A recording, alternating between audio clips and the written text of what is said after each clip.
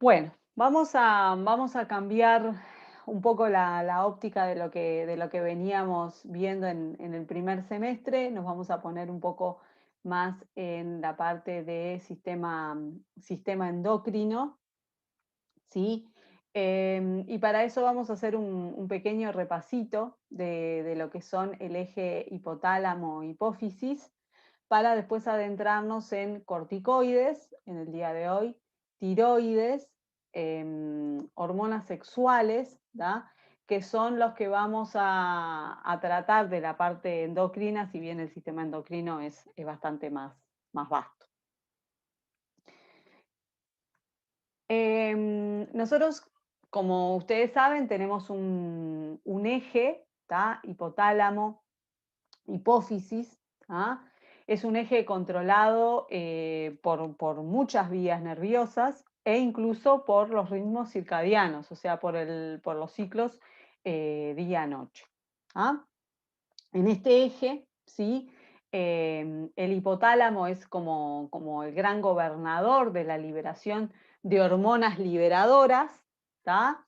Y esas hormonas liberadoras llegan hasta la hipófisis, y en la hipófisis generan la liberación de otras hormonas que van a tener diferentes blancos a nivel de nuestro organismo. ¿Tá? La hipófisis se divide en dos grandes zonas, que son la adenohipófisis y la neurohipófisis. En la diapo que ustedes están viendo, la neurohipófisis está en la parte celeste, genera la hormona antidiurética, ¿tá? O vasopresina, que es una hormona que actúa directamente a nivel renal, y a nivel renal lo que determina es la absorción de agua, ¿tá? O sea, como bien lo dicen, es antidiurética, frena la diuresis. La otra hormona que se libera directamente desde la hipófisis y que va a actuar sobre nuestros órganos es la oxitocina, ¿tá? Que es una hormona que nosotros en general asociamos con todo lo que tiene que ver con el parto y el alumbramiento, ¿sí? Provoca, ¿sí? Contracciones uterinas, ¿sí? Es una de las hormonas que se administran como fármaco, ¿sí? Cuando se quiere desencadenar el trabajo de parto. Y además es luego de que el trabajo de parto se ha desencadenado, también es el que da la señal a las glándulas mamarias para la secreción de leche. Adenohipófisis es la parte de la hipófisis que se encarga de la liberación de la mayoría de las otras hormonas, y que es la parte en la que nosotros nos vamos a concentrar. ¿Está? En esta adenohipófisis está la prolactina, que nosotros no la vamos a ver, pero que tiene también que ver con el desarrollo de las glándulas mamarias y la secreción de leche, como es parte de su nombre. ¿Tá? Y después, sobre las que sí vamos a trabajar, son las otras tres que aparecen ahí al costado, que son las hormonas gonadotrópicas o gonadotróficas, que son las que van a regular todo lo que es el sistema de hormonas sexuales. Las hormonas tiroideas, ¿sí? La TSH es la hormona estimulante de la tiroides, ¿tá? En las que el sistema en el que nos vamos a concentrar hoy, que es la adenocorticotropina y la liberación de corticoides, ¿tá? Y por último está la hormona del crecimiento, que como ustedes saben es la gran responsable de, sobre todo, lo que tiene que ver con el crecimiento óseo. ¿Tá? Es una hormona que ustedes de esa seguro se acuerdan o han escuchado, que es una hormona que tiene liberación circadiana. ¿Tá? Esa circadianeidad lo que hace es una liberación sobre todo nocturna, y por eso, por ejemplo, es una de las cosas que se dice que los niños deben descansar un cierto número de horas durante la noche, pues eso favorece el buen crecimiento. Bueno, en parte tiene que ver, ¿sí?, con la liberación de esta hormona, ¿tá?, que tiene una liberación mayor cuando está estimulada por altos niveles de melatonina y se da en las noches. ¿Tá? Bueno, esto es otro que más o menos habla de lo mismo. Nosotros estuvimos mirando la primera parte, hipotálamo, hipófisis, adeno y neuro. ¿Tá? Acá comienzan, se van a tener que familiarizar con estas siglas. Ustedes están viendo ACTH, TSH, GH, FSH y LTH. ¿Tá? La corticotropina, la ACTH, es la que vamos a ver hoy. La hormona estimulante de la tiroides, la TSH, que la deben haber escuchado nombrar porque muchas personas hoy en día tienen desórdenes tiroideos, y una de las hormonas que se dosifica para saber cómo está funcionando el eje tiroideo es la TSH. Después tenemos, sí, la hormona del crecimiento, que nosotros no la vamos a ver en este semestre, pero tenemos estas dos que son la FSH y la LTH. Esta es la hormona folículo estimulante y la hormona luteinizante, que son las hormonas que gobiernan, ¿sí?, los ciclos sexuales. ¿Tá? Ahí a su vez aparecen en los lugares donde esas hormonas trabajan, ¿sí? Y la particularidad que tienen es que esos lugares, ya sean las mamas, los ovarios, los testículos, la tiroides y las suprarrenales, a su vez liberan otras hormonas. ¿Tá? En el caso de las gónadas, tenemos las hormonas sexuales masculinas y femeninas, testosterona, estradiol y progesterona. En el caso de la tiroides, tenemos la producción de T3 y T4, ¿tá? Y en el caso de las suprarrenales, la ACTH sobre todo controla la liberación del glucocorticoide cortisol, ¿tá? Pero hay que tener en cuenta que a su vez las suprarrenales liberan aldosterona, pero el mecanismo para su liberación no está tan controlado por ACTH. ¿Tá? Entonces, son sistemas, como ven ustedes, que son como jerárquicos, y las hormonas que van llegando a los diferentes lugares estimulan la liberación en esos lugares de otras hormonas que llegarán a otros órganos para liberar otras hormonas. Y a su vez, esas hormonas que se liberan, ¿tá?, el caso de los corticoides y el caso de la tiroides es muy claro, pero pasa también con las hormonas sexuales, van a producir a su vez cambios en otros órganos. ¿Ah? Porque, por ejemplo, la persona con niveles de hormonas tiroideas saludables va a tener una cierta masa muscular y una cierta masa grasa, y cuando la persona tiene los niveles, por ejemplo, más bajos, ¿tá?, el metabolismo lipídico está como aumentado en el sentido de que hay una gran síntesis de lípidos. ¿Tá? Se le modifica, por ejemplo, la parte de cognición, ¿sí? Se le modifican los niveles de glicemia, se le pueden modificar los niveles de densidad ósea. ¿Tá? Lo mismo va a pasar, lo vamos a ver, cómo los corticoides impactan en muchos órganos. ¿Sí? Impactan en el sistema nervioso central, impactan en los niveles de glicemia, en el aparato cardiovascular, en el sistema inmune. ¿Tá? Entonces, el sistema endocrino es bastante complejo por tener la capacidad de eso, de poder, ¿sí?, llegar a diferentes lugares de nuestro organismo.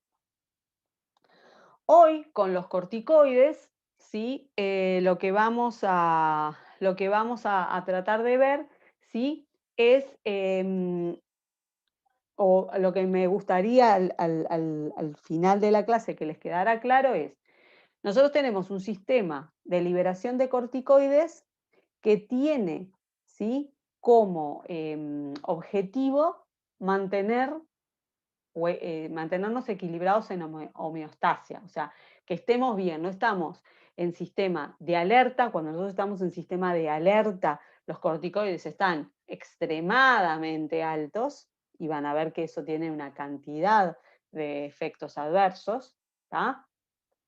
Y tampoco necesitamos tener los corticoides demasiado bajos porque, como yo les decía, los corticoides tienen acciones a nivel de diferentes órganos y por lo tanto los necesitamos para tener una buena calidad de vida desde el punto de vista biológico.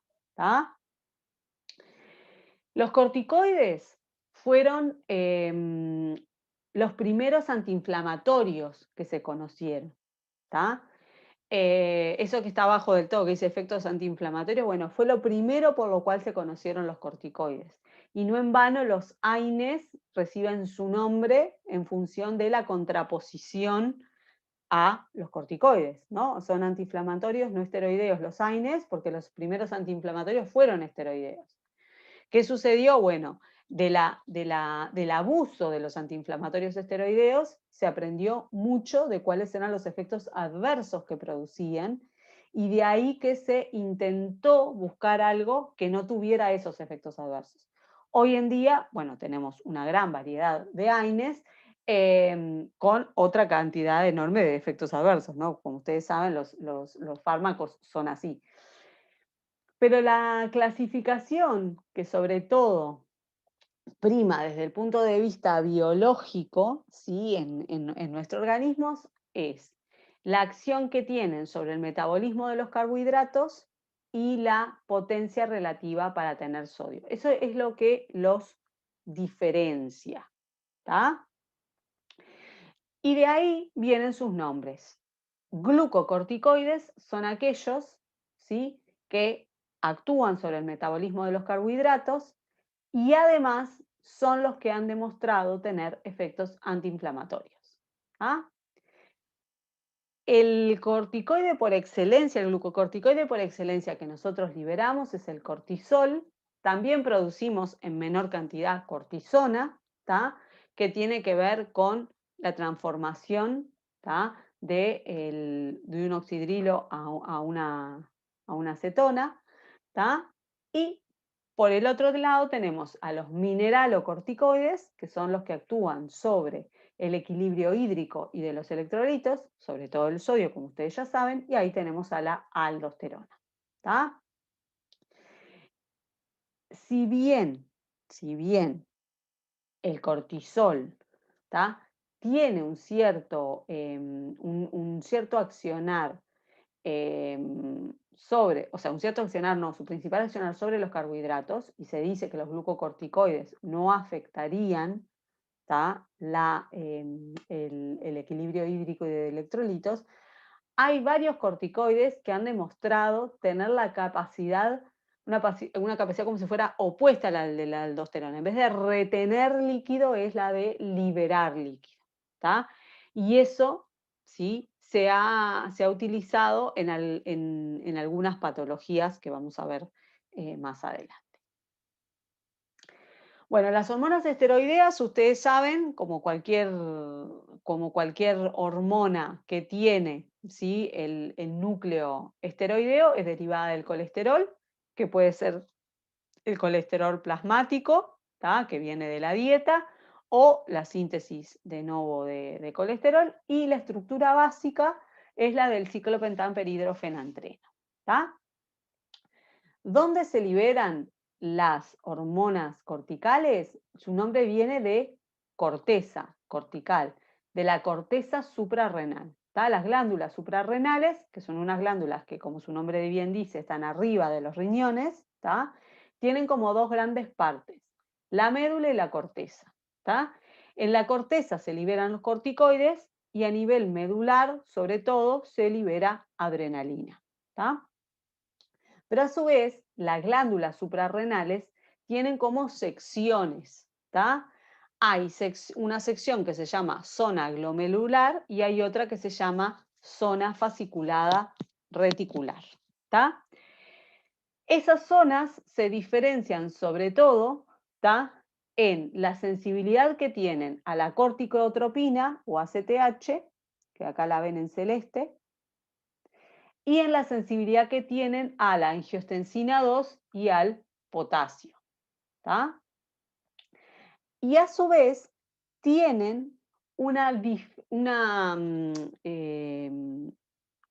cantidades diferentes de enzimas del citocromo, y algunas no del citocromo, pero de enzimas, que son las que determinan, ¿sí?, la síntesis de uno u otro corticoide. Van a ver que a lo largo de estas clases que vamos a ver hormonas corticales y hormonas sexuales, que la síntesis de hormonas esteroideas tiene un comienzo en común.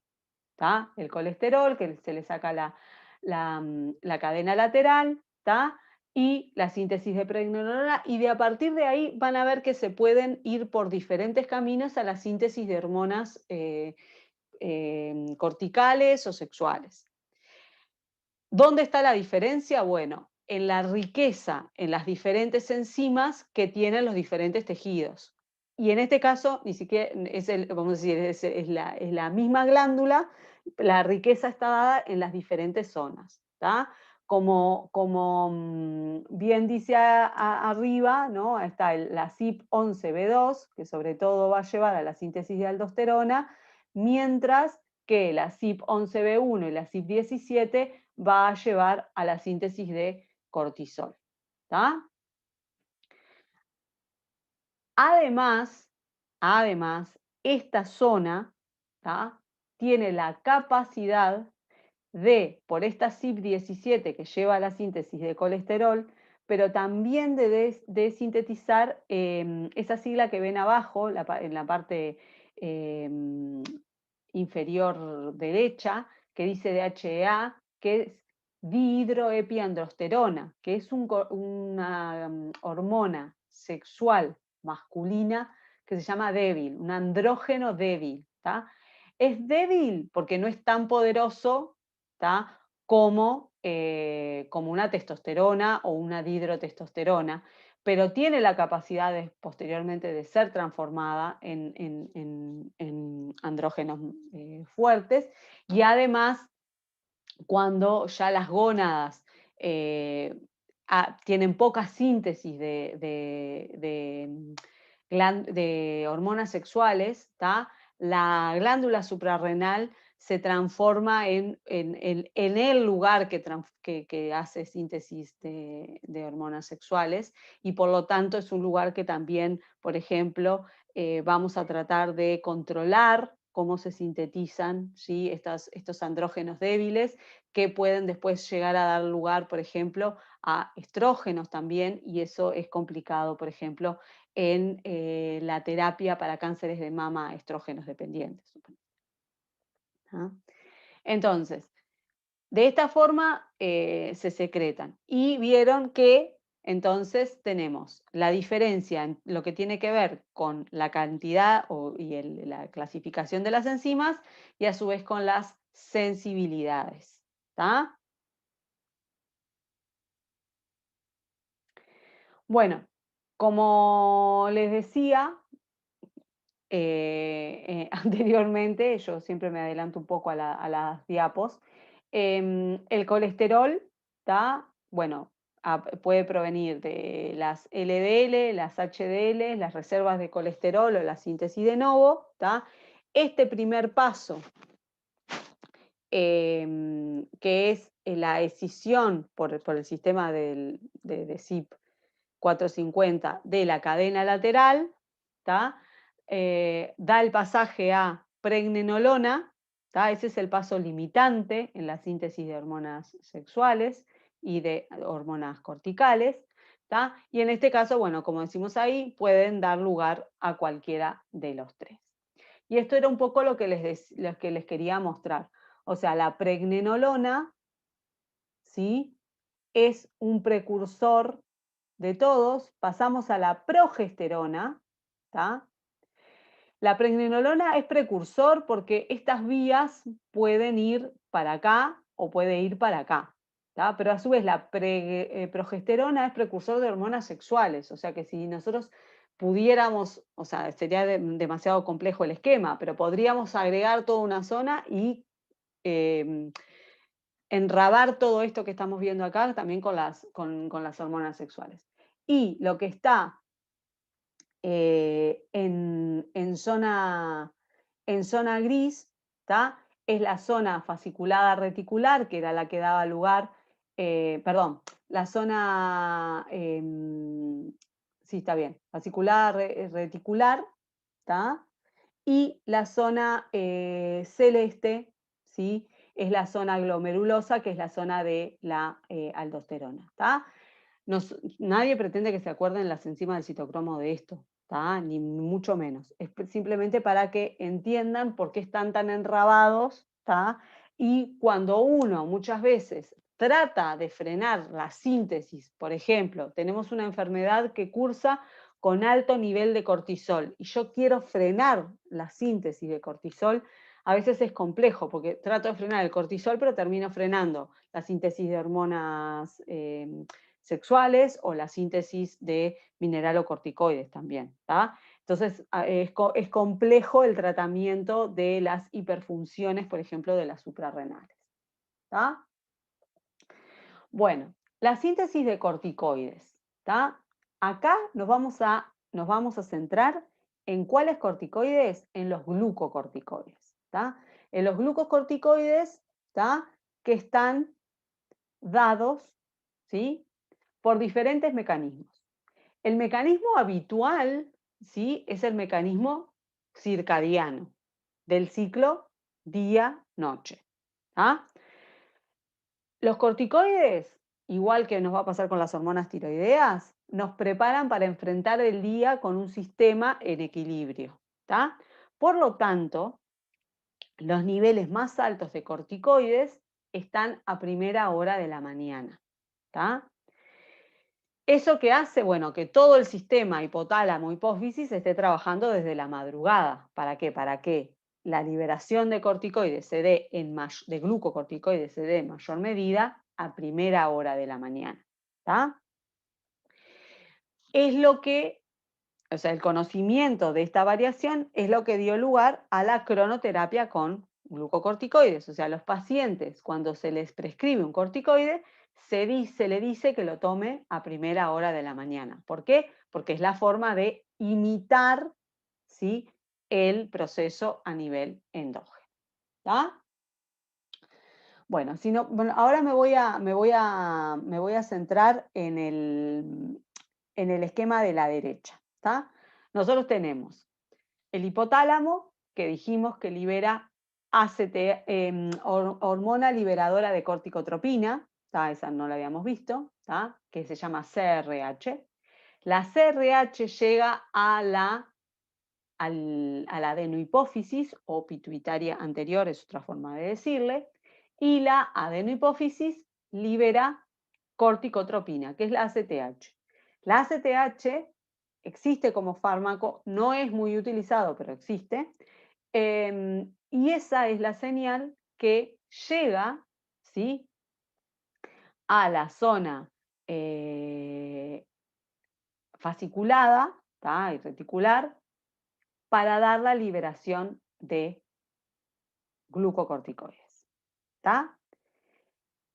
Mayoritariamente, entonces la ACTH regula la liberación de glucocorticoides. Tiene poca acción sobre la liberación de aldosterona. ¿Está? Bueno, cuando el glucocorticoide y el cortisol, que es el que mayoritariamente se libera, ¿está?, alcanza los niveles adecuados, lo que existe, ustedes ya lo saben, es un feedback negativo, tanto a nivel del hipotálamo como de la hipófisis. ¿Tá? Y eso regula los niveles de cortisol circulantes. Obviamente, cuando existen patologías, ¿tá?, que las vamos a ver rápidamente, este sistema de feedback, ¿tá?, se puede llegar a ver desbalanceado, y al desbalancearse lo que ocurre es que obviamente tenemos o altos niveles o bajos niveles de cortisol que complejizan obviamente la buena vida del paciente. ¿Ah? Entonces, eso sería lo más sencillo del entendimiento del sistema cortical. A ver, denme un segundito.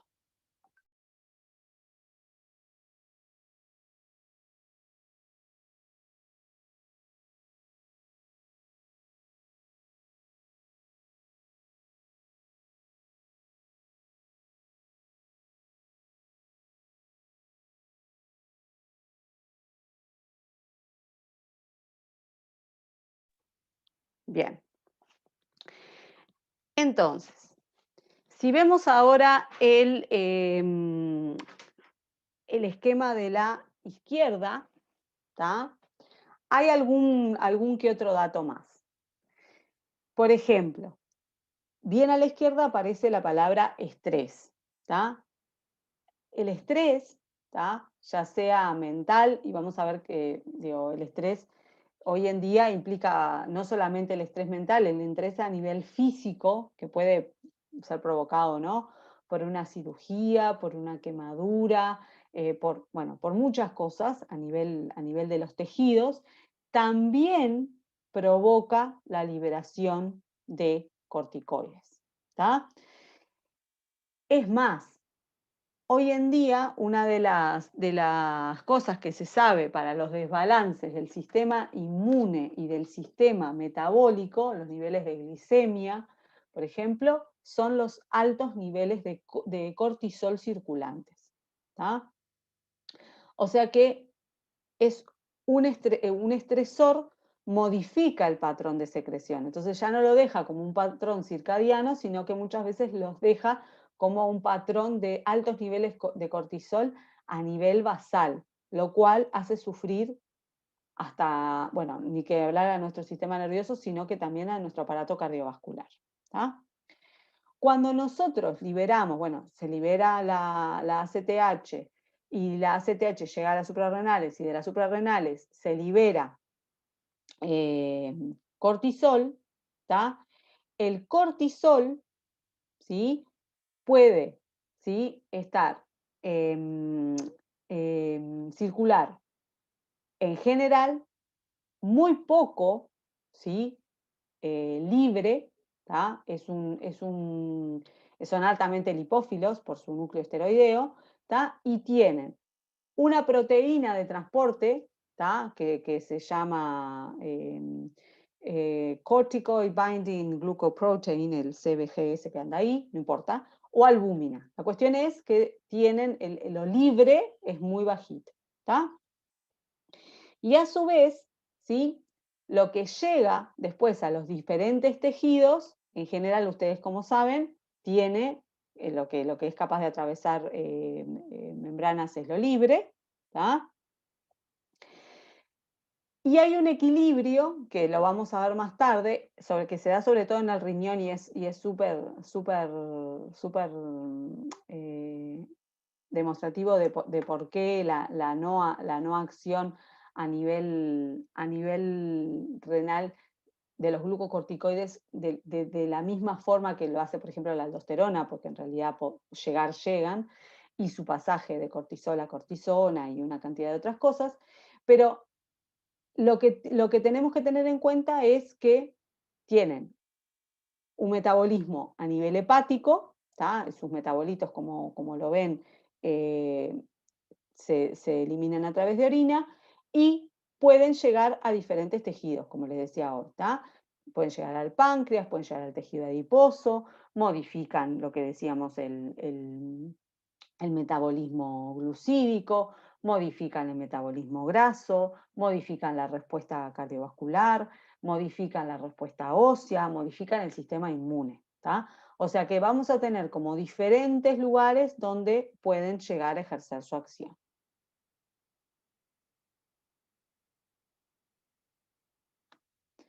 ¿Tá? Bueno, esto es un poco lo que les venía comentando recién. ¿Tá? Bueno, esta es la excepción, que es cómo en las situaciones de estrés se secreta, ¿tá? Corticoides, y hay que tener en cuenta una de las cosas que yo les decía. Hay situaciones de estrés que pueden ser a corto plazo, como las que aparecen en anaranjado, ¿tá? Y hay otras que son a largo plazo, respuestas al estrés, que pueden llegar a ser más complejas, ¿tá? Una de las cosas por las cuales, por ejemplo, se usaron corticoides ahora en la infección por COVID, no sé si estuvieron al tanto que en algún momento, cuando empezó la pandemia, bueno, se probaron muchísimas terapias para tratar de mejorar la sobrevida de los pacientes en CTI. ¿Tá? La infección por COVID, una de las cosas que tenía era la capacidad de hacer, ¿tá?, algo similar a lo que hacen las infecciones bacterianas, que es crear como un estado de sepsis, o sea, de una infección generalizada, y esa infección generalizada, ¿tá?, lo que determina es una exacerbada respuesta del sistema inmune. ¿Tá? Nuestro sistema inmune es grandioso para defendernos, pero cuando está demasiado exacerbado, ¿qué ocurre? Nos puede dañar. Y de ahí sale, ¿tá?, que esa infección generalizada, que es un estresor, en definitiva, para el organismo, aumente la liberación de corticoides. ¿Tá? ¿Qué hacen los corticoides? Bueno, los corticoides frenan, como dice acá el menos que aparece abajo de la parte del sistema inmune, frenan al sistema inmune, porque si nosotros no frenamos al sistema inmune en una infección generalizada, el sistema inmune nos termina destruyendo, ¿tá? Provoca algo que se llama la disfunción orgánica múltiple, o sea, nos fallan todos los órganos, y eso es lo que lleva a la muerte de los pacientes. Bueno, lo que se vio en la infección por COVID era que los pacientes tenían problemas coagulatorios diseminados, ¿tá?, y además tenían como algo símil a ese síndrome de respuesta inflamatoria sistémica que se llama SIRS. ¿Tá? Entonces, una de las cosas que se intentó con el uso de dexametasona, y que creo que fue lo que se logró, fue eso, frenar al sistema inmune, para que el sistema inmune no terminara destruyendo al paciente en CTI. ¿Cuál fue el riesgo que se corrió? Bueno, fue que, como los corticoides son fármacos de venta libre, la gente malinterpreta la información y cree que los glucocorticoides lo pueden ayudar a enfrentar al COVID. No, al revés, los glucocorticoides te bajan las defensas. Entonces, si vos sos una persona, ¿tá?, que sos inmunocompetente, o sea, sus defensas son adecuadas, y te tomás un corticoide, que es un inmunosupresor, lo van a ver después con Natalia, es un inmunosupresor, lo que vas a hacer es, vas a estar al revés, más expuesto a que la infección, no solamente, digo, te puede llegar o no te puede llegar, pero si te llega, tus defensas van a estar más aplacadas. Entonces, el uso de dexametasona, ¿sí?, en los pacientes COVID positivos en CTI, tenía una base que era esta, la de tratar de frenar al sistema inmune exacerbado por esta respuesta inflamatoria sistémica. ¿Tá? Les digo por las dudas porque después siguen leyendo cosas y está bueno que entiendan la diferencia. ¿Tá? Bueno, acá hablamos un poco de lo de la ACTH, la regulación circadiana, ¿tá? Es el principal estímulo para la liberación de glucocorticoides, ¿tá? Es una hormona que estimula el crecimiento de la glándula suprarrenal. O sea, cuando está en grandes cantidades, ¿tá?, lo que hace es que la glándula suprarrenal aumente, ¿tá?, aumente en tamaño. Eso puede pasar por dos cosas. Una, porque hay un desbalance en el feedback negativo, ¿tá?, que es lo que pasa en Cushing, o puede ser que, como las suprarrenales están secretando pocos glucocorticoides, el sistema nervioso manda cada vez más ACTH para que la glándula sea grande para que pueda sintetizar más glucocorticoides. ¿Tá? Eso en general no es posible y bueno, se terminan dando glucocorticoides de forma exógena. ¿Tá? Y la otra particularidad que tiene la ACTH es que tiene una estructura muy similar a la melatonina, a la melanina, y estimula los melanocitos, y las personas con altos niveles de ACTH tienden a tener un color como bronceado de forma permanente hasta que se regulan sus niveles. ¿Tá? ¿Para qué se usa la corticotropina? Bueno, para saber si está íntegro o no el eje hipotálamo, pituitaria, adrenales, así se lo llama, ustedes saben, o sea, hipotálamo, hipófisis, suprarrenales, es lo mismo.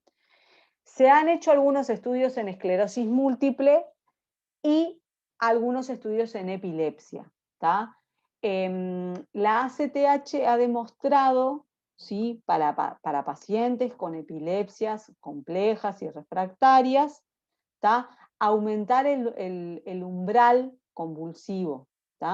No es un tratamiento de los más habituales, pero frente a pacientes que no han respondido después de haber probado 10 terapias distintas, a veces se prueba con ACTH para esto. Pero no es de lo más usado. La regulación de la síntesis de mineralocorticoides no se parece, vamos a decir, a la de gluco porque no tiene a la ACTH de por medio. Lo que le interesa a los mineralocorticoides es, o para qué los secretamos, es para mantener la presión arterial. Cuando los vasoreceptores a nivel renal, por ejemplo, determinan que hay una disminución de la presión, que era parte de lo que ustedes se acuerdan que vieron en insuficiencia cardíaca. Si yo tengo un corazón que tiene como un bombeo pobre, para el sistema endocrino y para el sistema de vasoreceptores eso implica una bajada de presión. Si a mí me baja la presión, yo lo que entiendo es que la tengo que subir. Bueno, una forma rápida de subir la presión es hacer retención de agua y electrolitos. Bueno, en este caso los mineralocorticoides era lo que hacían. Ustedes ya lo habían visto, lo repasamos ahora rápidamente. Si baja la presión arterial, hay liberación de renina. La renina lo que determina es la síntesis de angiostensina 2 vía pasaje, ¿no? por angiostensina 1. ¿no? Toda la parte que ustedes ya saben de los ECA y toda esa parte. No la voy a volver a repetir. Vamos a ir un poco más rápido en esto. Pero entonces esa angiostensina, ¿sí?, lo que hace es actuar a nivel de la zona más externa de las suprarrenales, que es la más sensible a los niveles de angiostensina y además a los niveles de potasio, como decía en la diapo primera, y ahí se da la liberación de aldosterona. La aldosterona, ya sabíamos nosotros que ¿qué hacía? Actuar a nivel renal y promover, ¿sí?, la retención de agua y de sodio en los túbulos colectores. A su vez, la angiostensina en sí misma es buena como vasoconstrictora. Y la aldosterona, a la larga, ¿se acuerdan que provocaba, sí, también parte, ¿no?, puede llegar a trabajar sobre el corazón, provocando remodelamiento cardíaco. Bueno, todas esas cosas confluyen. El mecanismo de remodelamiento es bastante a más largo plazo, ¿no? La retención de agua y la vasoconstricción de la angiostensina son las que contribuyen a aumentar la presión arterial para que el organismo se alimente adecuadamente. Bueno, lo mismo pasa con... Una pregunta, sí, ¿no es la angiotensina la que provoca el remodelamiento cardíaco y la pero la aldosterona aldosterona... produce las dos? Sí, porque por eso la espironolactona y la eprednona son buenas. Mm. O sea, la angiostensina 2 provoca remodelamiento cardíaco, pero la aldosterona también. Por eso Claro, ¿cómo es esto? Los pacientes con altos niveles de aldosterona, aldosteronismo se llama, tienen hiperplasias ventriculares también, porque la aldosterona tiene esa capacidad también de actuar a nivel del corazón, y por eso los antagonistas de los receptores de aldosterona, como la eprednona y la espironolactona, son de utilidad. Porque si no, o sea, si no sería solamente por la parte diurética, y como dijimos, por la parte diurética no No, y son por la tan parte del buenos como potasio. diuréticos, claro, o sea, por la parte claro, pero le podrías dar, por ejemplo, potasio Sí. directamente, le das cloruro de potasio y le corregís el potasio. No, tienen, o sea, la parte de la aldosterona tiene un impacto a nivel cardiovascular que tiene que ver con la acción del propio mineralocorticoide sobre el aparato cardiovascular, entre ellos sobre el corazón. Ok, muchas gracias. Por favor. Bueno, como decimos, obviamente, si yo tengo el potasio desbalanceado, ¿sí? También voy a provocar la liberación de aldosterona, ¿tá? Porque es uno, lo que decimos, ¿no? Es uno de los que controla los niveles de potasio. Y por último está la ACTH, ¿sí? Que no es gran controladora como pasa con los glucocorticoides. ¿Tá? No nos vamos a meter demasiado en lo que es las interacciones entre estos corticoides y los receptores, pero sepan que como son obviamente altamente lipófilos, ¿tá? Tienen receptores a nivel citosólico, ¿tá? Que son factores de transcripción activados por ligando, o sea, tienen la capacidad de estar de forma inactiva mientras están en el citosol solos y cuando llegan, ¿sí? Ya sea los glucos, los mineralocorticoides, estos receptores se activan, ¿tá? Viajan al núcleo y modifican la síntesis y la liberación de muchas enzimas y de proteínas. ¿Tá? Para los corticoides existen dos tipos de receptores, los del tipo 1, que tienen una distribución bastante selectiva, ¿tá? Están sobre todo en aquellas vías en las cuales se modifica la retención de agua y de electrolitos, ¿tá? Como el riñón, el colon y las glándulas salivales y sudoríparas, ¿tá? Y también están en el hipocampo, ¿tá? Y estos receptores tienen igual afinidad por aldosterona que por cortisol, ¿tá? Pero como yo les había comentado, en general la parte renal está más regulada, ¿sí? Por los minerales que por los glucocorticoides, ¿tá? Y esto se debe, ¿tá?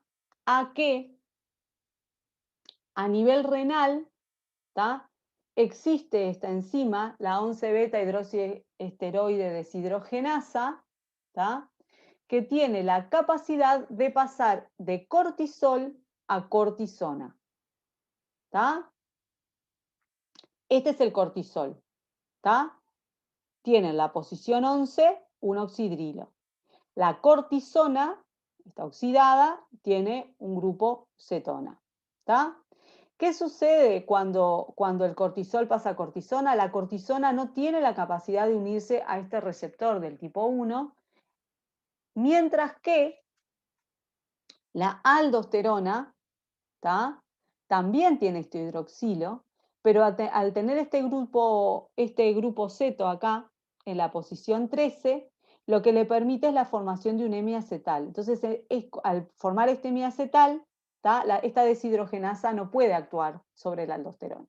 Entonces, si bien el receptor tipo 1 tiene afinidad por ambos esteroides, ¿tá? Mayoritariamente el que le llega es la aldosterona porque es el que está preservado. ¿Tá? El cortisol se convierte a cortisona y la cortisona no actúa sobre los receptores tipo 1. Por eso decimos que sobre todo es la aldosterona la que actúa a nivel renal, de las glándulas salivales y sudoríparas y de la parte intestinal del colon. El tipo 2, ¿tá? El receptor tipo 2 tiene alta afinidad por el cortisol, la aldosterona ahí no parece ni pinchar ni cortar, ¿tá? Pero son receptores mucho más amplios, ¿no? Los tenemos a nivel de como si fuera del resto del cuerpo, ¿no? Los tenemos, no está especificado ahí, pero están a nivel del sistema nervioso, el hígado, el músculo esquelético, los adipocitos, el sistema cardiovascular, ¿sí? El sistema inmune. Entonces, acá es donde el cortisol en general, ¿sí? Da la mayor cantidad de sus acciones y donde además trabaja junto con otros reguladores hormonales. ¿Tá? Cuando yo les hablaba hoy de que el cortisol se encuentra alto para poder que nos podamos enfrentar a nuestro día, bueno, en general no nos enfrentamos a nuestro día solamente con nuestro sistema cortical. Nos enfrentamos con el sistema tiroideo, con el sistema simpático, que es el que nos pone en alerta, ¿sí? Y eso conlleva obviamente a impactar en el metabolismo, a impactar en el aparato cardiovascular, a impactar en la parte de cognición. Entonces, en general, acá es donde se ven las acciones del cortisol a nivel más general. ¿Está? Bueno, hay otro mecanismo, ¿está? Bueno, acá está un poco arriba lo del hepatocito y el túbulo distal y el cortisol y la cortisona. ¿Tá? Hay otros mecanismos, ¿tá? Que es el mecanismo, la parte de abajo dice mecanismos de acción, ¿tá? Que ahí en la parte de abajo está lo que hablábamos de los receptores, ¿tá? Y los receptores que son eso, factores de transcripción acoplados al ligando.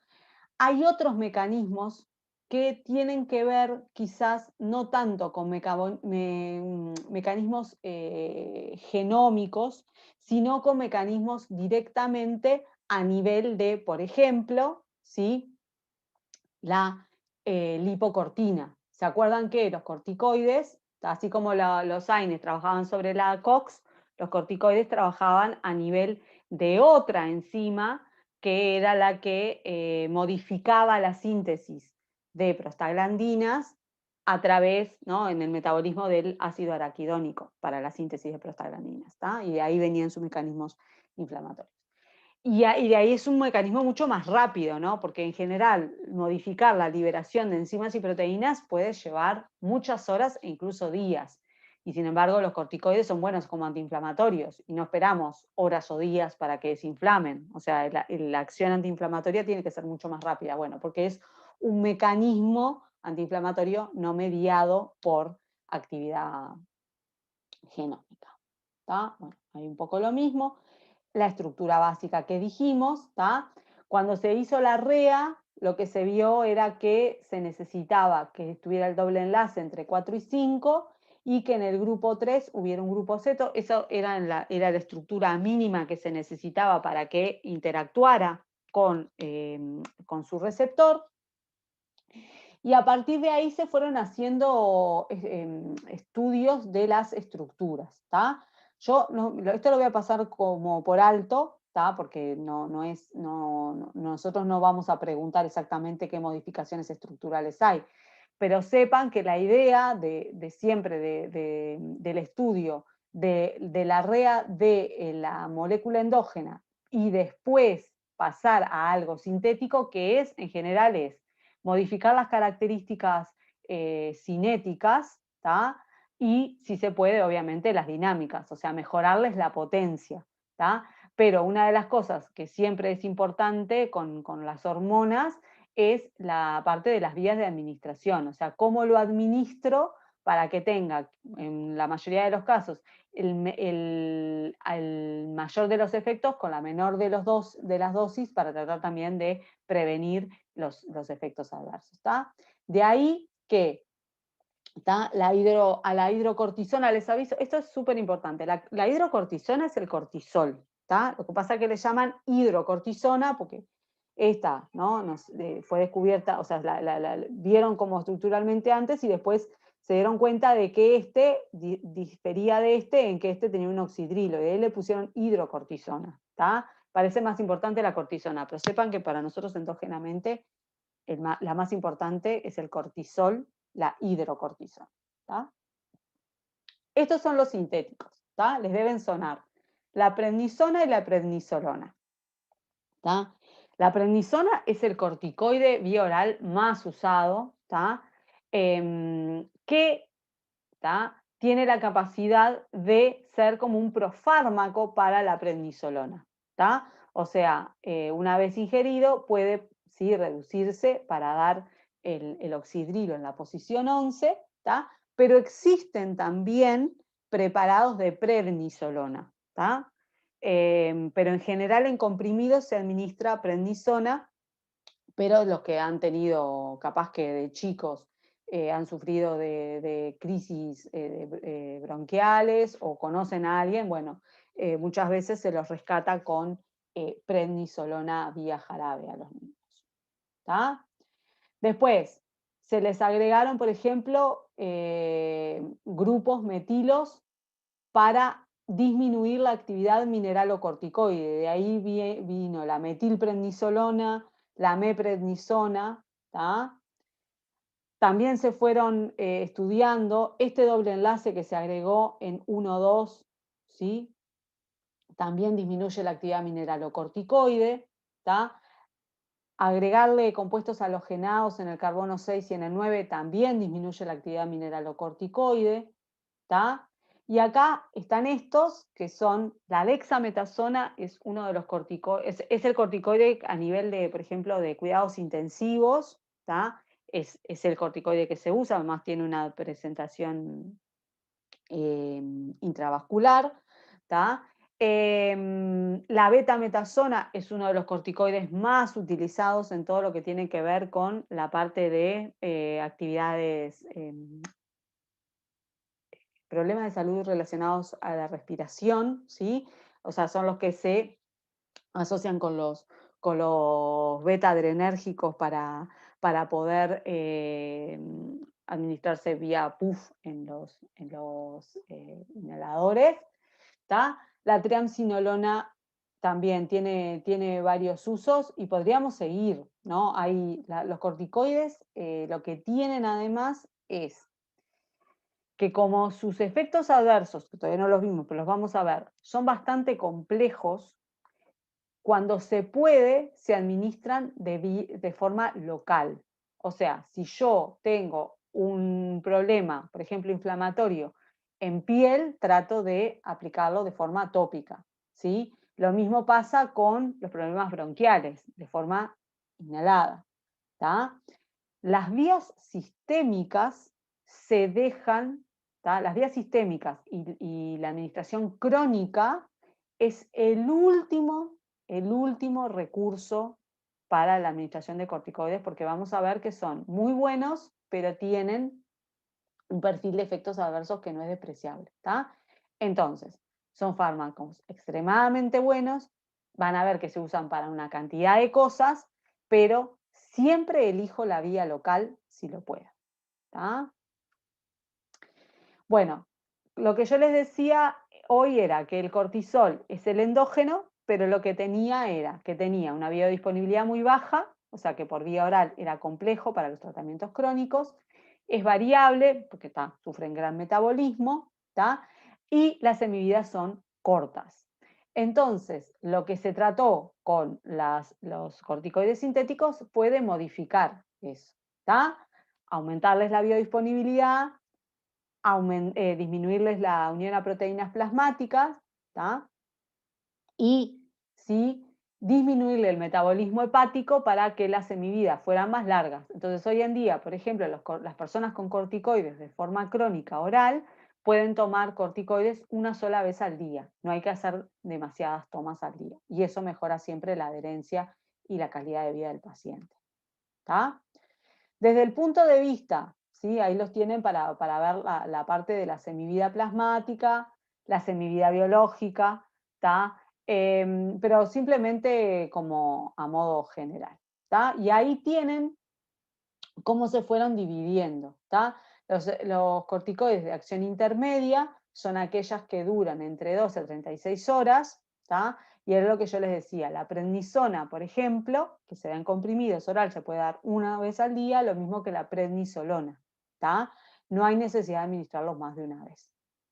La metilprednisolona, que era una de las que vimos después que se sintetizó a partir de la prednisolona, se administra de forma IV, ¿tá? Después vamos a ver en general en momentos en los cuales uno necesita como un bolo, un shock de corticoides para frenar el sistema inmune. ¿Tá?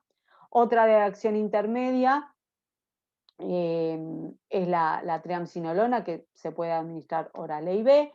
La betametasona, ¿tá? Acá, por ejemplo, me olvidé de poner que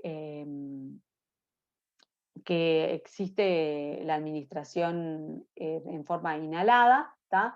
Esta, por ejemplo, ya tienen acción prolongada. A pesar de tener acción prolongada, en general la persona que está en tratamiento con inhaladores se da los puff una sola vez al día, ¿tá? La fluticasona es lo mismo, ¿no? Es una que se usa en inhaladores y los puff son una vez por día. Bueno, acá el deflazacort también de acción intermedia, la dexametasona, fíjense que esta es la que se puede dar oral o IV, que yo les decía está reservada también para generar los usos a nivel de unidades de cuidados intensivos. Es 20 veces más potente que el cortisol, o sea, le agregaron halogenados, el doble enlace, ¿sí? Las metilaciones y hace que la potencia sea extremadamente alta. ¿Está? O sea que eso hicieron con los glucos, ¿no? Tratar de que las cepillitas fueran más largas, ¿tá? Que se metabolizaran menos para que la biodisponibilidad fuera mejor, y también buscaron las estructuras de forma de mejorarle la potencia, ¿tá? Y con todo eso se lograron fármacos que hoy en día son de gran utilidad, se pueden administrar una sola vez por día y tienen una potencia muy buena. Desde el punto de vista de la aldosterona, ¿tá? La aldosterona no está en el mercado, el cortisol, yo les dije, existe en el mercado como tal, se administra en general por vía intramuscular o IV. En el caso de la aldosterona no se encuentra como fármaco, ¿tá? Si uno necesita un mineralocorticoide, va a recurrir a la fludrocortisona, ¿tá? Que es el fármaco con mayor actividad mineralocorticoide posible. Tiene también, le resta algo de, o sea, no le pudieron sacar las propiedades glucocorticoides del todo. Las tiene muy disminuidas, pero sigue teniendo algunas propiedades como glucocorticoides, ¿está? Pero si necesitan un mineralocorticoide, no hay aldosterona como tal, se recurre a la fludrocortisona, ¿está? Bueno, lo mismo, ¿no? ¿Por qué se lo hizo? Porque tenía una UPP, porque tenía un UPP no, porque tenía un rápido metabolismo, o sea que fue imposible mejorar las presentaciones para poderla administrar de alguna forma que no desapareciera tan rápidamente, y entonces, bueno, se hizo la fludrocortisona, que tiene una buena absorción bioral y que también se puede administrar una vez por día. ¿Está? Acá les dejo las tablas con potencia, y es lo que les decía. La fludrocortisona, ¿tá? Si bien es mineralo, sigue teniendo propiedades antiinflamatorias, 10 veces más que el cortisol, ¿tá? Pero fíjense lo que es la potencia para retener sodio, ¿tá? O sea, de todos estos que son gluco, que tienen, ¿no? Este es el cortisol, que tiene cierta potencia para retener sodio, tendría cierta actividad mineralocorticoide, digo, cierta actividad no. Podríamos decir que, bueno, si le ponemos uno como desde el punto de vista de lo biológico, ¿no? De lo que habitualmente podría llegar a ser el cortisol, aunque como dijimos, llegaba de forma muy baja porque se pasa a cortisona y entonces no tiene acción sobre los receptores tipo 1, ¿tá? Estos otros, por ejemplo, la prednisona, la prednisolona, tienen una actividad incluso un poco menor a la del cortisol, ¿tá? En cambio, la fludrocortisona tiene 12 veces más potencia que el cortisol para eso, ¿tá? Bueno, ¿cuáles son los efectos del cortisol en nuestro organismo? Bueno, va a actuar sobre todos estos lugares, ¿tá? A nivel del metabolismo glucídico, aumenta la glicemia, ¿tá? Como yo les decía, los corticoides están, ¿sí?, para ayudarnos a enfrentar el día. En el enfrentar el día implica que los tejidos que necesitan glucosa para sobrevivir la tengan, ¿no? Obviamente quiero siempre alimentar al cerebro, ¿tá? Obviamente al aparato cardiovascular. Eso que hace que a nivel hepático estimulen la gluconeogénesis, ¿tá? y a nivel periférico disminuyan el uso de glucosa. Entonces, ¿eso qué hace? Yo estoy aumentando la síntesis de glucosa, pero estoy disminuyendo su uso por parte de otros tejidos para que el cerebro tenga lo que necesita, por ejemplo. Eso que hace que los niveles de glicemia aumenten. ¿Quiere decir que si un paciente es diabético no le voy a dar corticoides? No. Quiere decir que tengo que saber que si el paciente es diabético y le voy a dar corticoides por lo que sea que el médico consideró que los debe tomar, tengo que tener en cuenta que los niveles de glicemia se pueden ver modificados. ¿Tá? Entonces voy a hacer lo que sea, o a modificar los niveles de insulina, o modificar la dosis de metformina, de forma de que al paciente su glicemia no se le modifique de formas extremas. ¿Tá? General, la prescripción de un corticoide es porque no se encontró, o debería así serlo por lo menos, no se encontró un fármaco que pudiera provocar la misma acción sin presentar los efectos adversos que tiene. ¿Tá? La otra cosa que provocan es la redistribución de grasa. ¿Tá? El paciente se dice que tiene cara de luna, espalda de búfalo. ¿Tá? Entonces, el paciente, ¿sí? Es una de las grandes cosas por las cuales los pacientes no quieren tomar corticoides. ¿Tá? Porque tienen retención de grasa, ¿tá?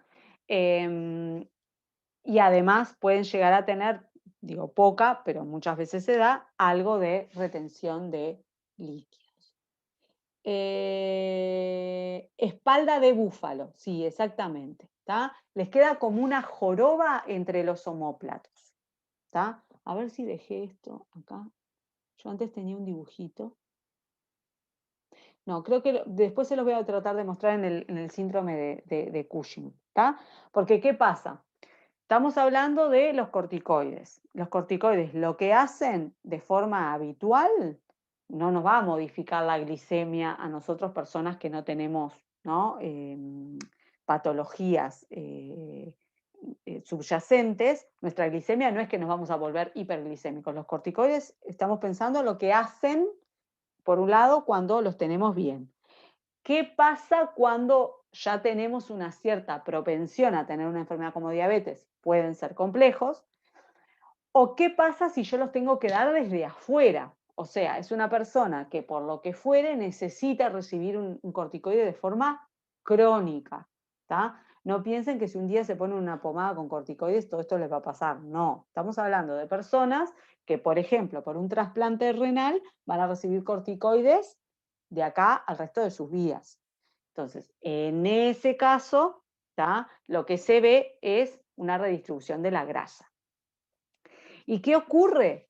Bueno, que tienen, como yo les decía, ¿se acuerdan que les dije? Los glucocorticoides actúan en consonancia con otros mediadores y actúan en consonancia como de forma diferente.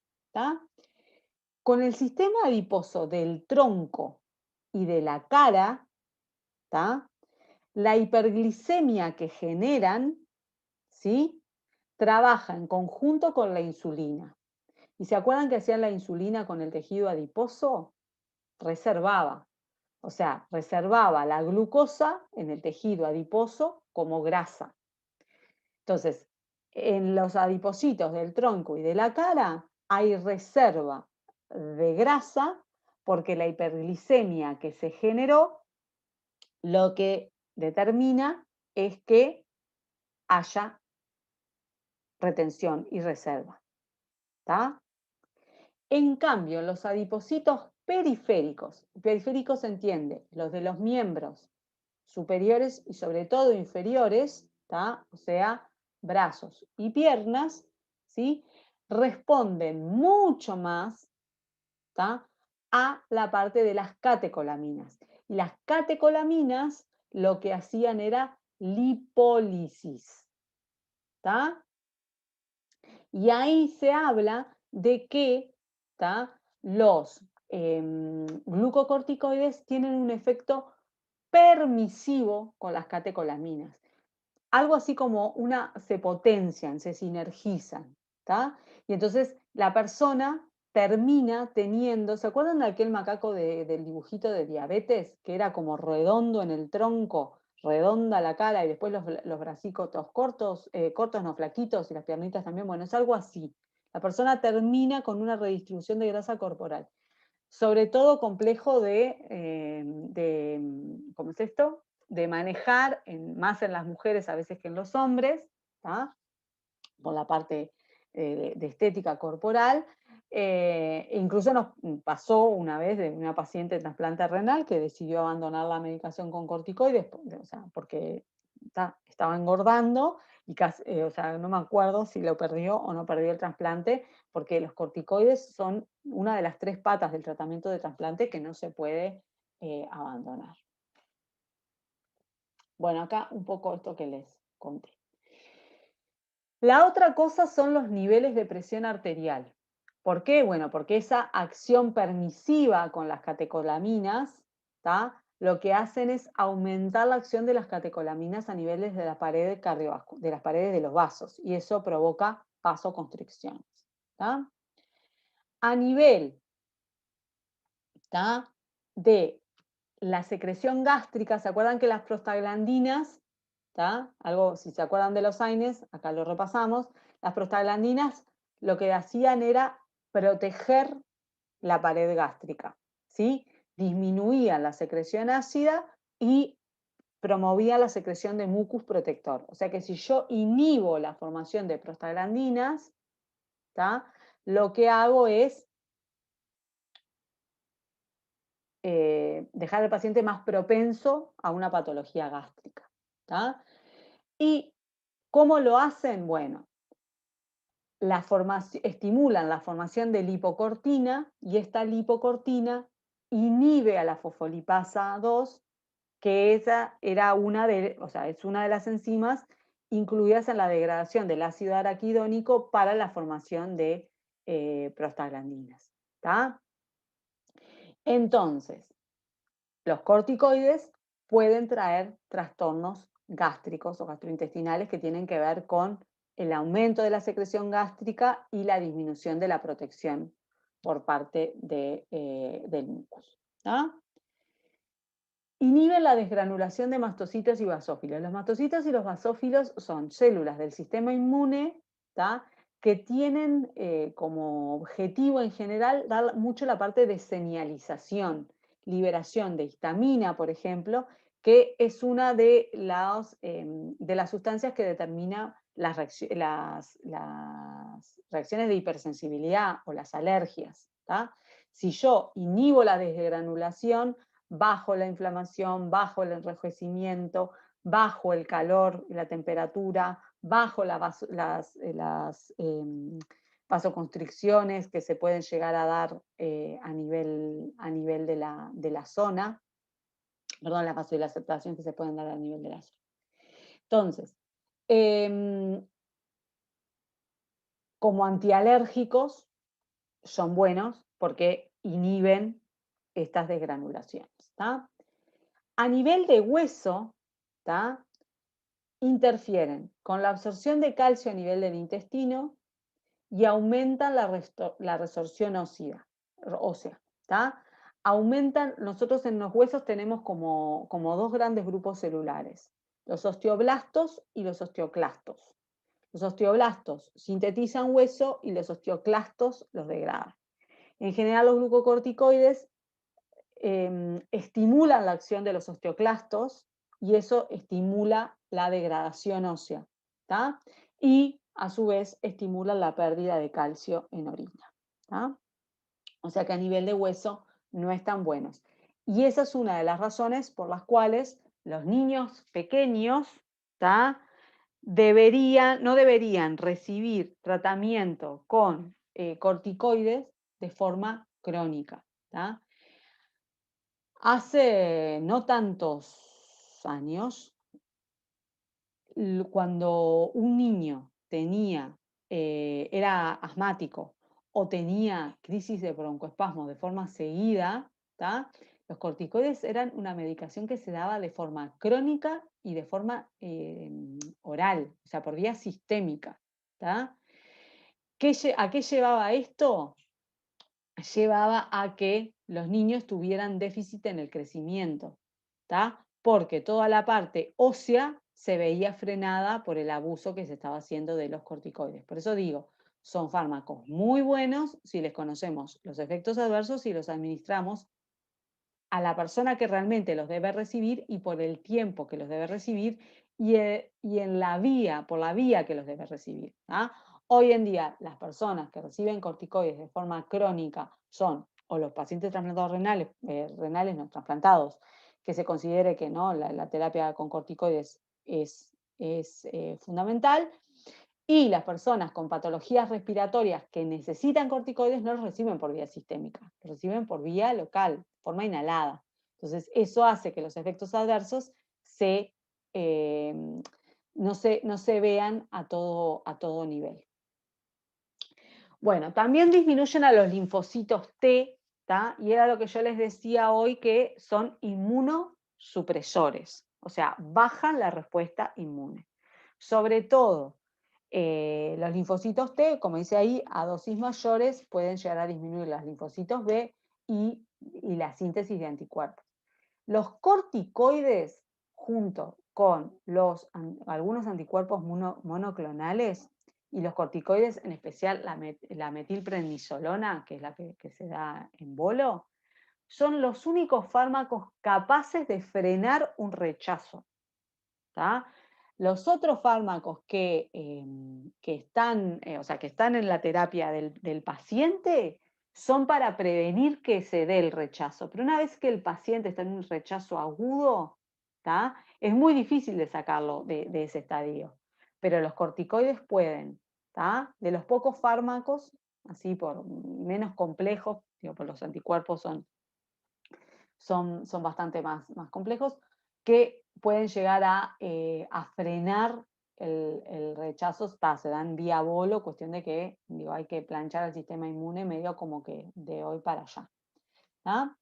Bueno, y en el sistema nervioso central, ¿tá? Lo que pueden es llegar a dar lugar a episodios epilépticos. ¿Tá? Pero sobre todo, lo que mucha gente reporta son episodios de cambios de humor, ¿tá? O sea, personas que pasan de la euforia, ¿sí? a estados como más depresivos, o sea, que evidentemente los corticoides pueden llegar a regular el humor. ¿Tá? Nuevamente, bien dados, con seguimiento, uno trata de que todo esto no lo sufra el paciente. ¿Tá? Acá tienen como en esquemita las cosas que les fui contando. ¿Tá? Y hay que tener presente eso, ¿no? Los corticoides los tenemos en ciertas concentraciones. Cuando aparecen estos efectos adversos o cuando la síntesis de corticoides endógenas está exacerbada, como es el síndrome de Cushing, o en la terapia con corticoides. ¿Tá? ¿Cuáles son los efectos fisiológicos de los mineralocorticoides? Bueno, en general golpean al riñón y al aparato cardiovascular. La aldosterona puede provocar, ¿tá? Hipertensión, ¿tá? Hipocalcemia, ¿tá? O sea, bajar los niveles de calcio, lo cual lleva a debilidad muscular y cardíaca, y por la retención de sodio que provoca, hipocalemia o sea, bajada de potasio y por lo tanto alcalosis. ¿Tá? Y de las disfunciones, voy a ir muy rápido porque es lo que yo les digo. En general, la mayoría de los pacientes con corticoides no recibe corticoides por una hipofunción del sistema suprarrenal propio, sino que los recibe por alguna de las otras patologías que hemos estado mencionando. ¿Tá? Pero sepan que existe una insuficiencia suprarrenal que implica que las suprarrenales no están funcionando bien y por lo tanto no hay síntesis ni de gluco ni de mineralocorticoides, y obviamente los efectos que se ven son los efectos de la no circulación de estos dos esteroides. ¿Tá?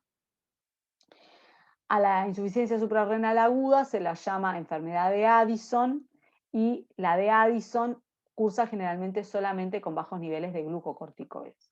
Obviamente, si yo tengo una insuficiencia suprarrenal, lo que voy a tratar es de mejorar los niveles de corticoides, ya sea de los gluco, de los mineralo o de ambos. Y en ese caso, lo que voy a hacer es administrar estos corticoides.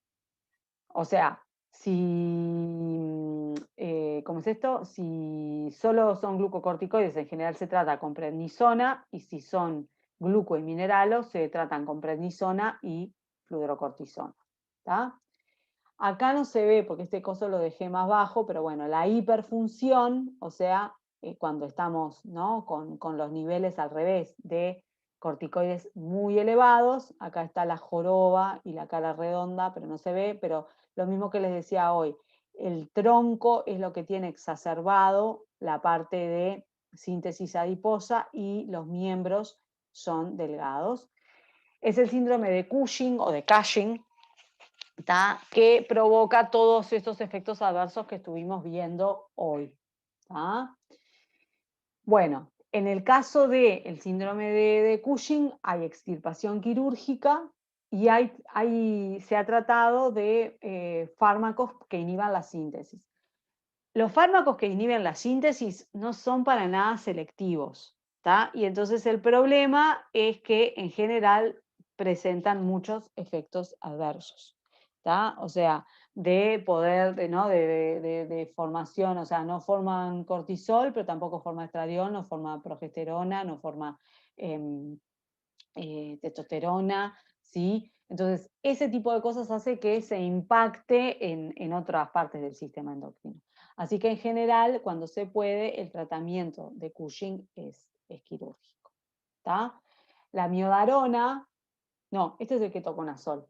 El ketoconazol, por ejemplo, que es un fármaco antifúngico, que es gran inhibidor enzimático, que se prueba, que a veces se ha utilizado para el tratamiento de Cushing, inhibe tantas enzimas que en realidad no termina sintetizando nada de la parte endocrina, entonces en general no se utiliza. Cuando la hiperfunción es de la parte de la aldosterona, bueno, lo mismo, ¿no? La extirpación puede ser quirúrgica, o tenemos fármacos como la espironolactona o la eplerenona hoy en día, que son antagonistas. Entonces, bueno, con eso se trata de ver si se puede modificar la respuesta aldosterona del cuerpo. Pero como yo les decía, los glucocorticoides, el mayor uso, no es ¿Puedo hacer una pregunta? Sí, dime. Estaba desde hoy, justo ahora con la última transparencia que pusiste, dije, lo voy a preguntar. Dime. La cortisona, ¿sí? Que es como un similar de mayor potencia que la aldosterona. ¿Esto no se une a un receptor de aldosterona? ¿Es otro tipo de receptor? No, supuestamente el receptor tiene que ser el mismo. Entonces, si yo estoy dando un ARA, tendría efectos sobre estos fármacos. Sí. El mismo efecto que tiene para la aldosterona también lo tendría para estos de acá. Sí. Pero lo que pasa es que me quedó medio confuso por el tema de que habían dos tipos de receptores. El tipo 1 es el mismo que para la aldosterona. Sí, el tipo 1, o sea, si vos das la fludrocortisona, la Sí. fludrocortisona, su actividad como mineralocorticoide es por el receptor del tipo 1. Ahí va. Lo que pasa, yo no, por eso te digo, no me metí en la estructura porque no vamos a entrar en tanto detalle, pero la fludrocortisona tiene características también de glucocorticoide. Y por Sí. eso, por ejemplo, actúa como antiinflamatorio. ¿No? O sea, tiene la capacidad, no es como la prednisona o como la prednisolona, que son como súper gluco y nada de mineralo. La fludro tiene de los dos, pero cualquiera de estos fármacos sintéticos que yo te mencioné, su mecanismo de acción es a nivel de los receptores, tipo 1 o tipo 2. Mayoritariamente la fludro, los tipo 1, ¿no? Porque tiene una gran potencia mineralo, y las otras mayoritariamente tipo 2, ¿no? Los que eran más a nivel del resto del organismo. Pero pensalo como pensás cualquier fármaco sintético para cualquiera de las otras vías. O sea, se sintetizaron para que se unieran a los mismos receptores que se unen en este caso, las hormonas endógenas. porque si no, no Está tendrían bien. la misma acción. Bien, bien. Gracias. ¿Ah? No, por favor. Bueno.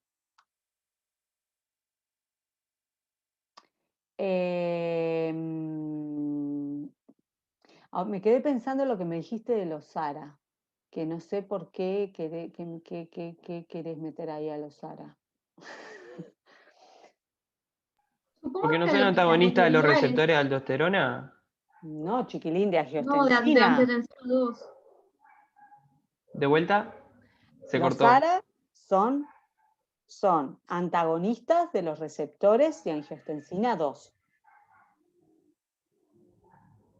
Está. No me confundas. No dije nada. Vos te fuiste un paso más. Nos quedamos para los Sara. Acuérdate, los Sara y los IECA tienen que ver con yo sé que es el sistema renina, angiostensina, aldosterona. Me quedaste con la aldosterona, pero en realidad digo, vos frenás, tratás de frenar todo el sistema, ¿no? Pero los Sara antagonizan la angiostensina 2. Sí. Qué suerte que te pregunté, porque si llegás a poner eso, decir eso el día del parcial. Sí, me fui un paso antes. Pasa que es muy feo porque nos intentamos aprender muchas cosas y nuestra cabeza como que es muy complejo. No, lo que pasa es que la confusión es que no, porque cuando vos tenés los ARA, los de angiotensina, vos tenés los AT1 y AT2. Sí. Y bueno, y ahora justo hablamos de AT también tipo 1 y tipo 2. Ah, está, ahí te los confundiste. Por eso. Entonces pensé que tenían que ver, pero no, sí, me doy cuenta que me salté un paso. Sí. Ahí va. Los SARA son receptores de angiostensina 2. ¿Está? Ah. Bueno, buenísimo. Bueno. Como les decía entonces, en general los glucocorticoides ustedes se los van a cruzar por la vida y mayoritariamente las personas que ustedes conozcan que están tomando glucocorticoides no van a estar tomando glucocorticoides porque tienen una hipofunción de las suprarrenales. En general van a tomar glucocorticoides porque tienen alguna de los problemas que están más abajo. O tienen algún proceso inflamatorio y los están usando como antiinflamatorios, o tienen un proceso con un sistema inmune exacerbado y los estudian como antiinflamatorios, o están cursando, ¿sí? Algún tipo de neoplasia asociada al tejido linfoide, ¿tá? O están con algún proceso, ¿sí? Alérgico, y ahí se puede llegar entre la inflamación y la alergia también a lo que son los problemas respiratorios, ¿tá? Como el asma, los broncoespasmos, ¿tá? Así que esto ya se los dije, ¿tá? Que es lo que les decía, mayoritariamente los pacientes no están siendo tratados por hipofunción, ¿tá?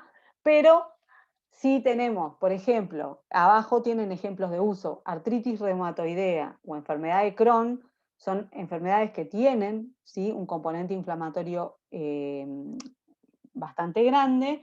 Entonces yo lo que voy a tratar es, por ejemplo, disminuir la síntesis de prostaglandinas, ¿tá? Voy a tratar de disminuir la liberación de histamina, ¿tá?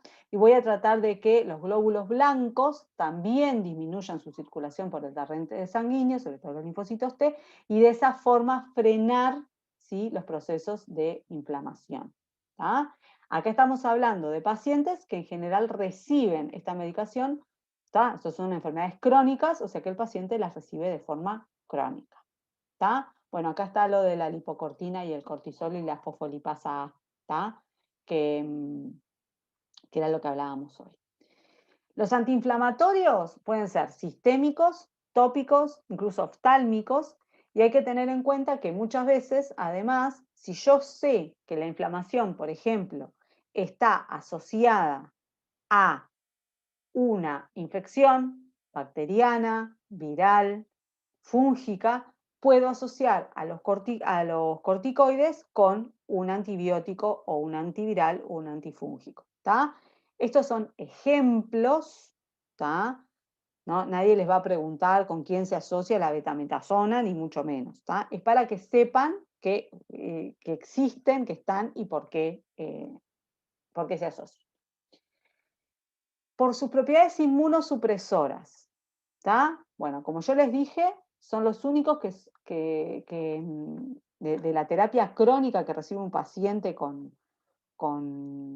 para trasplante, por ejemplo, son los únicos que pueden frenar un rechazo. ¿Tá?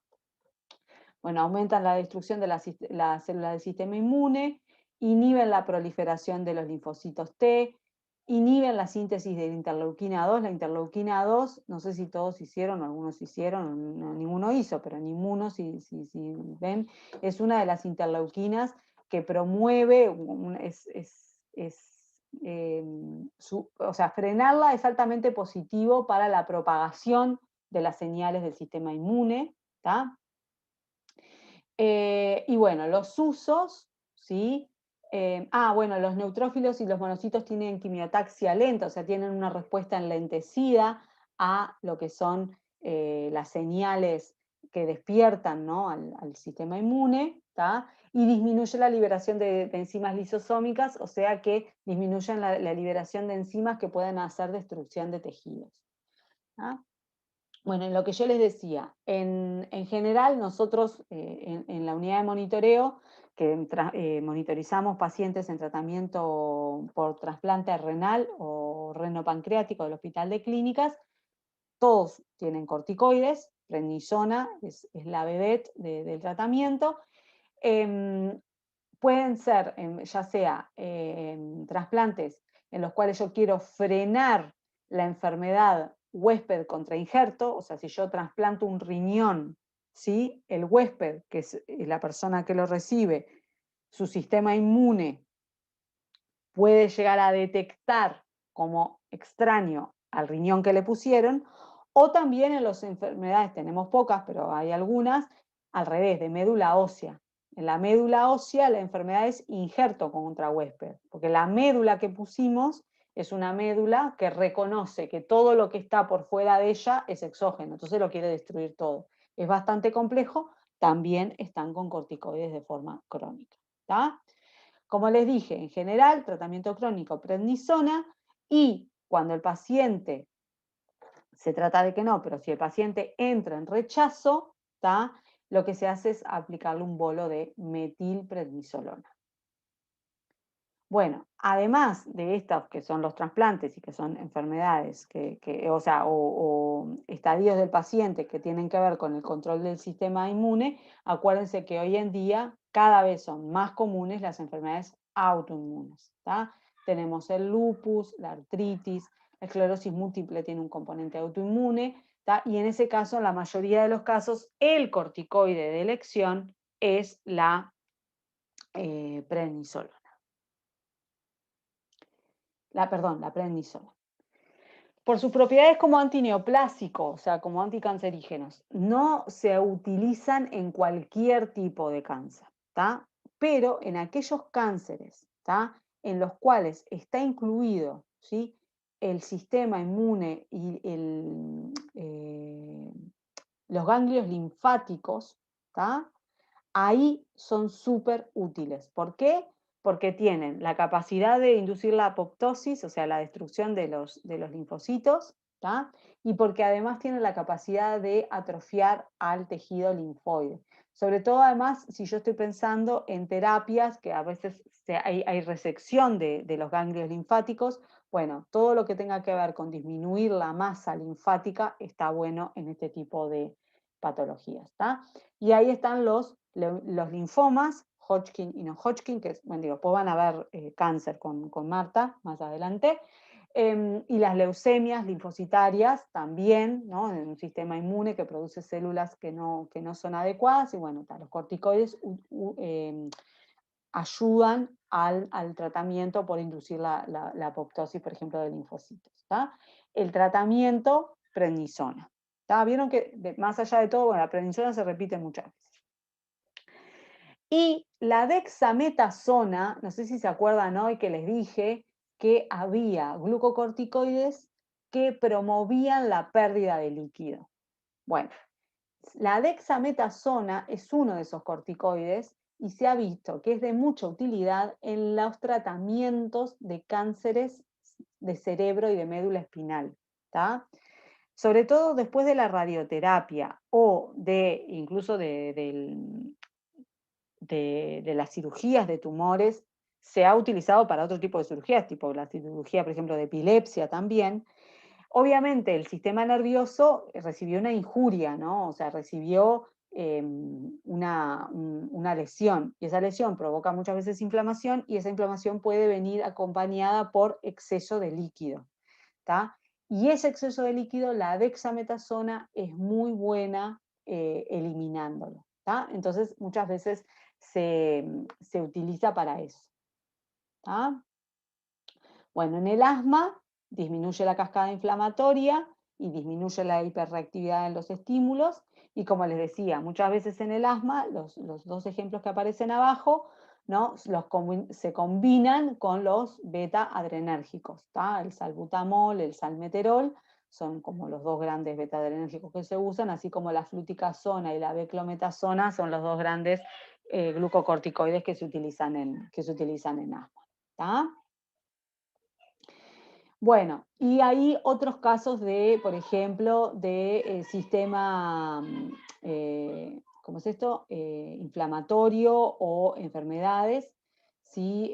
Que tengan que ver con el sistema inmune o la inflamación asociada a procesos de infección, ¿tá? Entonces se los combina con antibióticos como la neomicina o antimicóticos como el ketoconazol, ¿tá? Hay muchas asociaciones, y lo que yo les decía, bueno, en general lo que se trata es que para el tratamiento crónico la administración sea local para no tener los efectos adversos que les describo, ¿tá? Entonces, de los efectos adversos, bueno, uno sería tener como el síndrome de Cushing, o sea, nos pasamos en la dosis, ¿tá? Y a veces, aunque no nos pasemos, es como un efecto adverso que son como efectos secundarios. El médico de trasplante no baja la dosis de corticoides por si el paciente tiene cara de luna o espalda de búfalo. Baja la dosis de corticoides cuando ve que el paciente está estabilizado en el trasplante. Lo que tiene que ver con la redistribución de grasa queda para después, ¿tá? Sí es importante mantener ¿no? Los niveles de presión arterial de forma adecuada, entonces obviamente el cardiólogo en eso tiene que estar atento para poder ajustar la dosis de los hipotensores. El diabetólogo tiene que estar, si el paciente es diabético, listo para hacer ajuste de insulina o de medicación oral para la diabetes. Si el paciente llega ya a tener una tendencia a la diabetes, o sea, como hablábamos, las diabéticos tipo 2 sobre todo, muchas veces tienen un componente genético, ¿no? De tendencia familiar. Bueno, muchas veces después del uso de forma crónica de corticoides, el paciente puede comenzar con una diabetes. Pero no es que el paciente tuvo diabetes por los corticoides en sí. Ya tenía la tendencia, y los corticoides lo que hicieron fue como quizás acelerar un poco el comienzo. Pero no se ha visto que un paciente que tiene cero tendencia a la diabetes termine siendo diabético por el uso de corticoides, ¿tá? Bueno, lo que les decía, la detención de crecimiento en niños, ¿tá? La parte ósea es súper importante, y por eso no el tratamiento de forma crónica y a nivel sistémico, por vía oral, y lado de la inmunosupresión. La inmunosupresión es una cosa extremadamente importante. Yo conozco un caso de una persona que terminó falleciendo por una tuberculosis, en momentos en que nadie fallece por una tuberculosis, porque no se la detectaron a tiempo, y terminó con una tuberculosis por el uso de tratamiento crónico de corticoides, ¿tá? Porque tenía una patología a nivel de piel, que bueno, con lo único que sentía que se calmaba era con corticoides, y hacía abuso de corticoides, y al hacer abuso de corticoides terminó inmunodeprimido, ¿tá? Como si fuera un paciente, no sé, ¿cómo es esto? Con un tratamiento por inmunosupresor por trasplante, o un paciente con VIH, por ejemplo, ¿no? Entonces, es súper importante no hacer abuso de los corticoides. Son excelentes, pero tienen que tener una indicación específica, si no, no se deberían utilizar. La otra cuestión súper importante es la insuficiencia suprarrenal aguda. Y esto tiene que ver con, en realidad, no con el uso de los corticoides, sino con cómo se sacan los corticoides una vez que se están instaurados. Entonces, una persona en tratamiento por vía sistémica, o sea, vía oral o IV, con corticoides por más de 5 días, cuando se trata de sacar al corticoide, ¿se acuerdan cuando hablábamos del destete por beta bloqueantes? Bueno, es lo mismo, el destete de glucocorticoides. No puedo sacar el glucocorticoide de buenas a primera. ¿Por qué? Porque mientras yo di glucocorticoides, y por esto que hablábamos con el compañero, los corticoides exógenos actuaron sobre los mismos receptores que actúan los endógenos. Y ayudaron a hacer ¿qué? Feedback negativo. Entonces, durante todo ese tiempo que los corticoides vinieron de afuera y en una cantidad que muchas veces es bastante más grande que la que nosotros sintetizamos habitualmente, el feedback negativo se sostuvo por varios días. ¿Qué hace eso?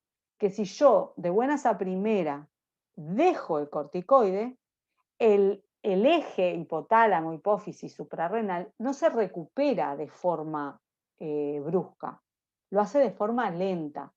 Entonces, si yo no le doy el tiempo de recuperación, hago una insuficiencia suprarrenal aguda, o sea, paso de tener una cantidad de corticoides, ¿sí? Exógenos a tener nada. Me quedé sin glucocorticoides, con todo esto que dijimos que son importantes para todo, ¿no? Para el sistema nervioso central, para el aparato cardiovascular, para el sistema metabólico, ¿tá? Y entonces, es importante hacer un destete de los corticoides, ¿tá? O sea, 5 días con corticoides, bueno, al siguiente será la misma dosis cada 48 horas o la misma cantidad o la mitad de dosis, ¿no? Por otros 3 o 4 días y después así y se va sacando. Les digo que incluso los pediatras cuando mandan por ejemplo, para un broncoespasmo, para una crisis de broncoespasmo, con 3 días de metilprednisolona, algunos pediatras incluso así te mandan a hacer destete de corticoides para evitar una insuficiencia suprarrenal aguda. ¿Tá? Y esto es súper importante. Entonces, para minimizar esa supresión del sistema, ¿tá? Siempre tratar de usar los corticoides con las semividas de acción más corta. Tratar, obviamente, como les digo, de usarlos por el tiempo más corto posible.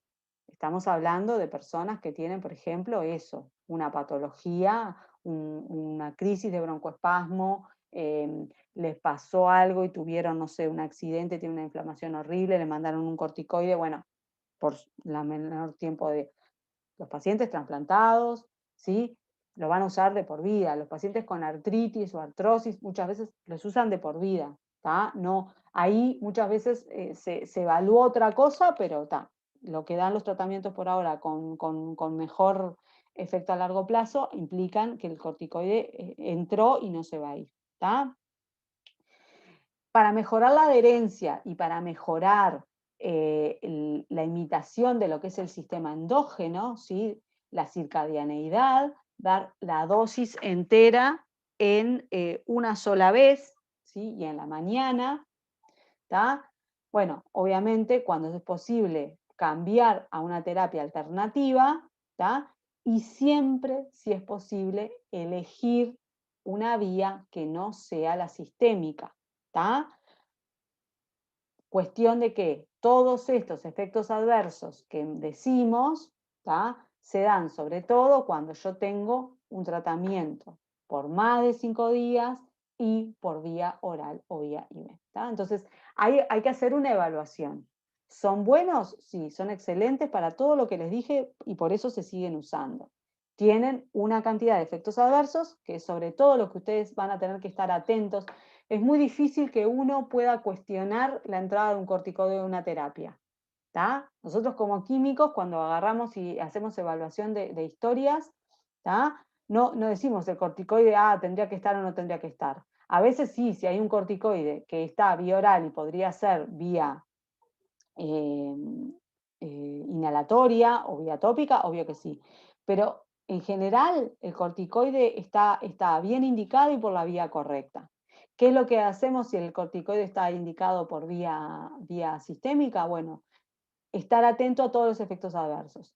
Si el paciente es hipertenso, tiene otras patologías cardiovasculares, si el paciente es diabético, tiene controlada o no su glicemia, si el paciente tiene problemas gástricos y esto le puede exacerbar o no, ¿tá? Si el paciente, además de tener problemas gástricos, está tomando algo que le pueda provocar sangrado, entonces el corticoide, como a su vez disminuye los niveles de prostaglandinas, también le va a exacerbar el sangrado.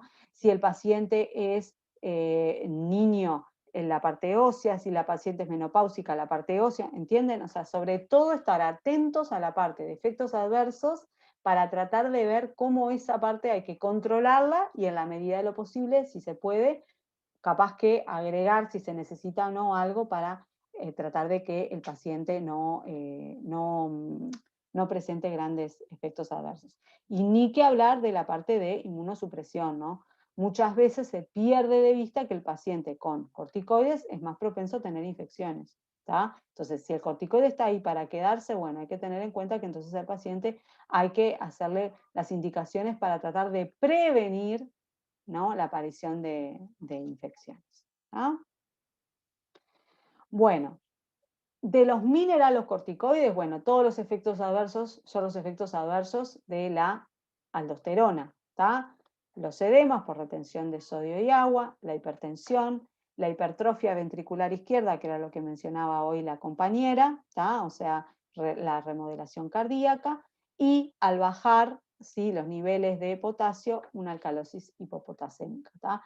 En general, son pocos los pacientes que reciben fludrocortisona por sí sola, no es un fármaco, pero bueno, deberíamos también estar atentos a sus efectos adversos, ¿tá?